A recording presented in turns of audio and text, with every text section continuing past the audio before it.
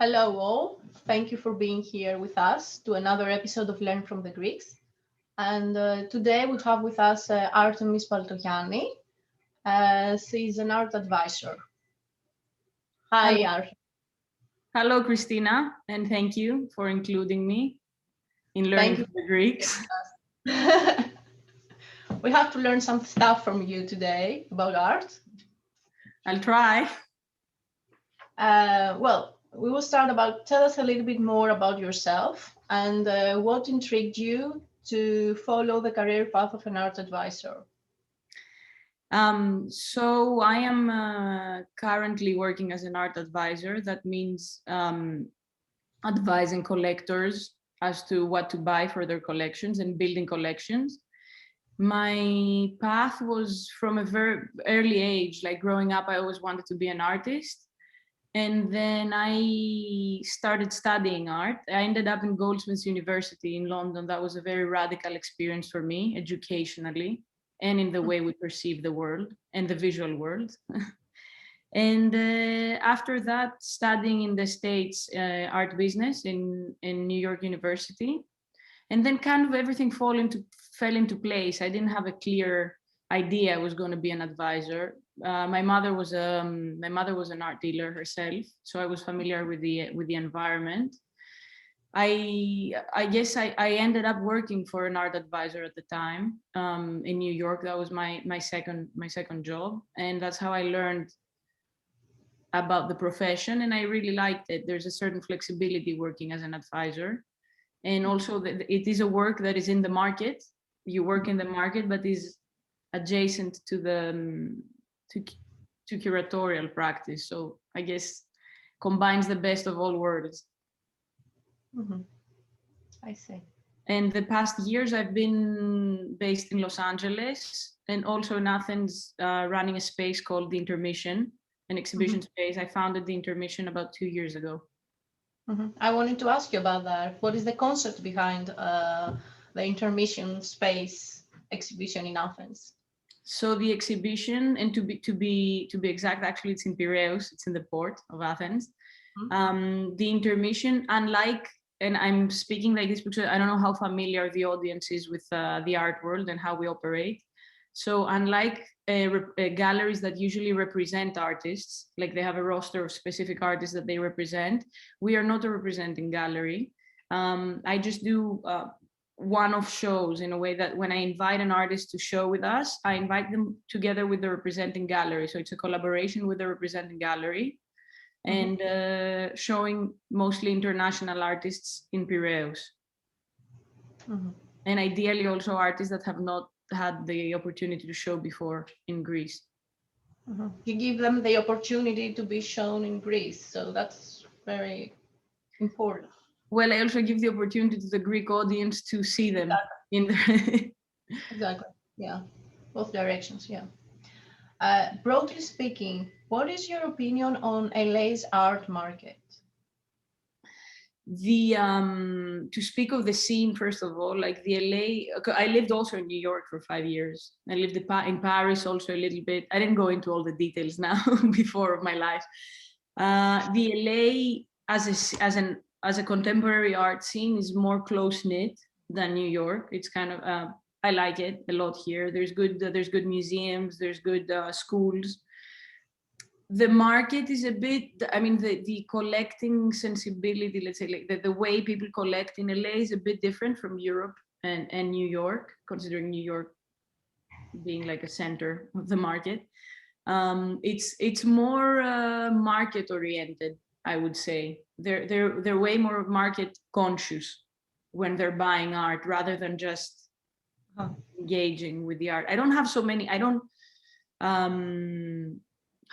collectors that I work with in Los Angeles, to be honest. I have mostly New York and Europe, London.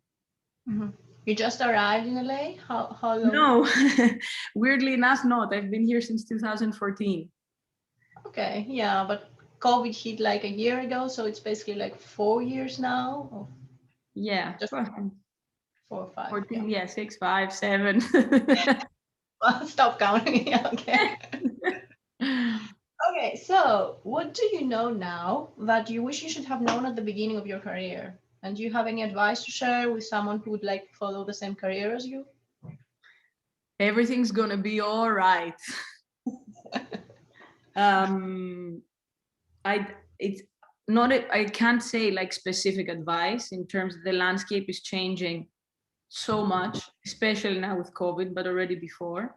So I would say the most important advice would be to adapt, to be fluid in a way, adaptable. Work hard and trust your instinct.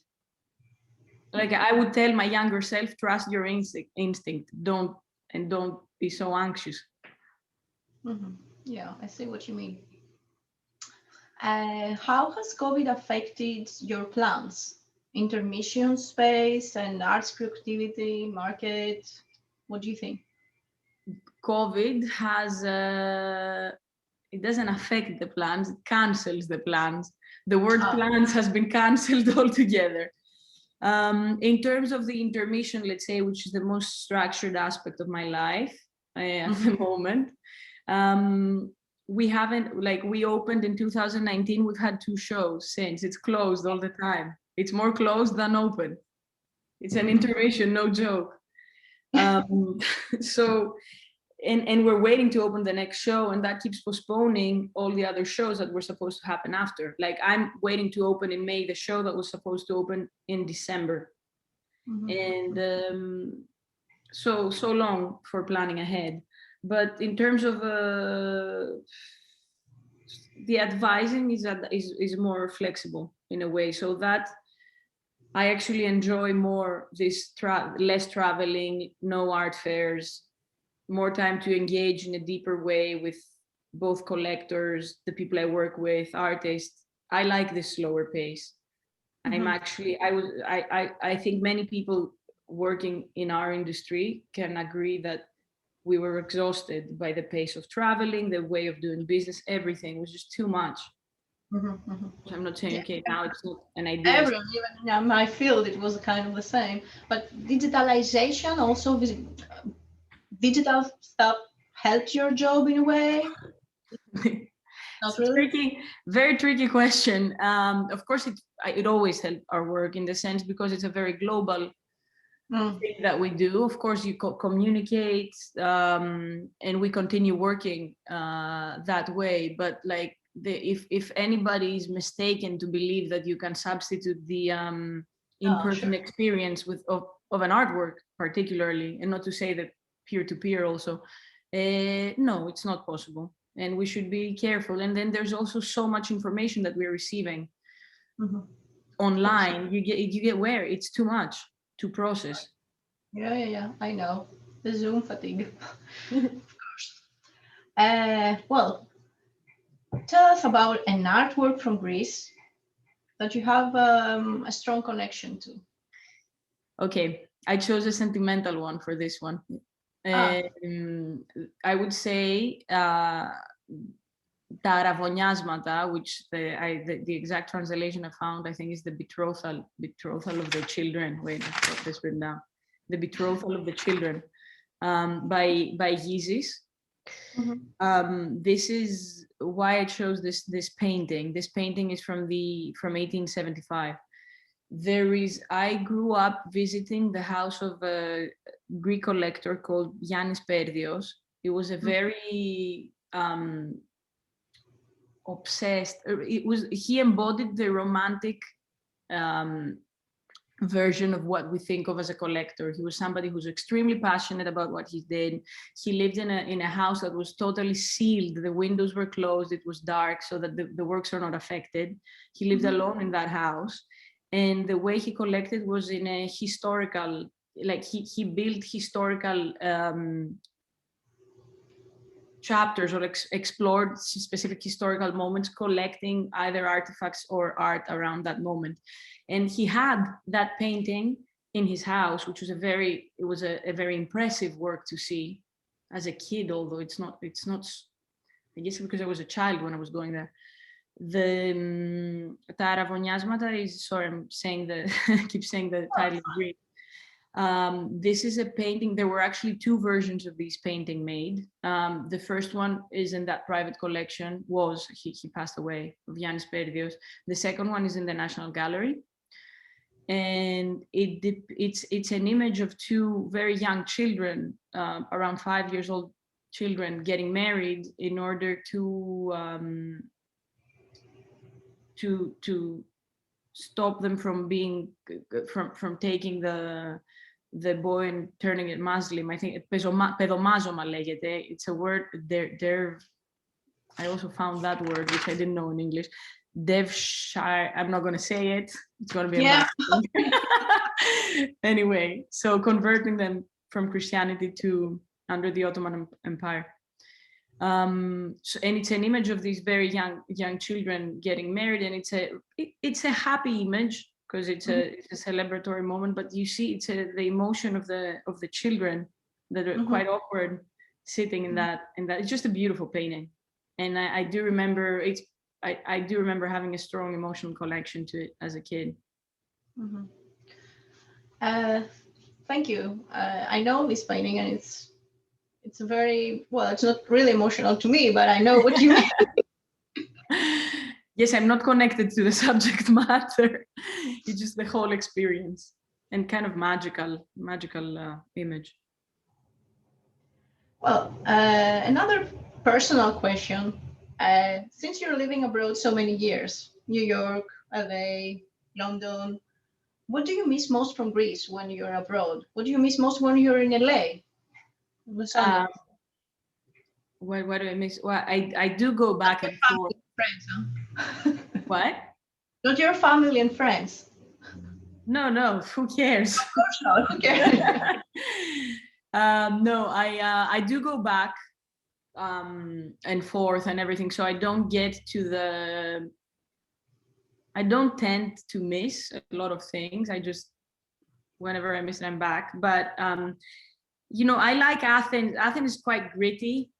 The way also we connect with people in Greece and in Athens, and this kind of like just going around the city, which hasn't been happening so much the past year, but I still dream about it. I think that would be more the grittiness, the urban grittiness is what I miss the most from Athens. In my summers, I spend in Paros. Paros, yes. Paros, yeah. I'm there for a good amount of time. And my final question is going to be about your future plans. What are your future plans? And what do you think about Los Angeles, Athens collaboration in the arts field? Is it possible? What would you suggest? For the intermission, I am looking disproportionately towards Los Angeles for artists. Like our first show was actually an artist from LA, John Knight, and I'm gonna have another artist from LA. So in that sense, like LA to Athens, I'm definitely thinking about. Athens to LA, I have in the past, at the beginning actually, when I moved here and I was involved with other project called Hooper Projects, I did work with my close friends and artists, Yannis Varelas and Panos Tsagaris, who both exhibited at Hooper. And we've done projects together. In that sense, on a personal level, I mean, this back and forth connection. In terms of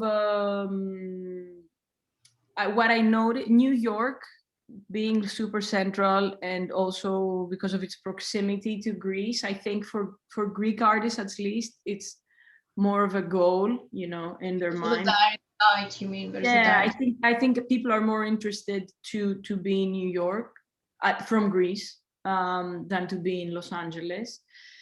But who knows?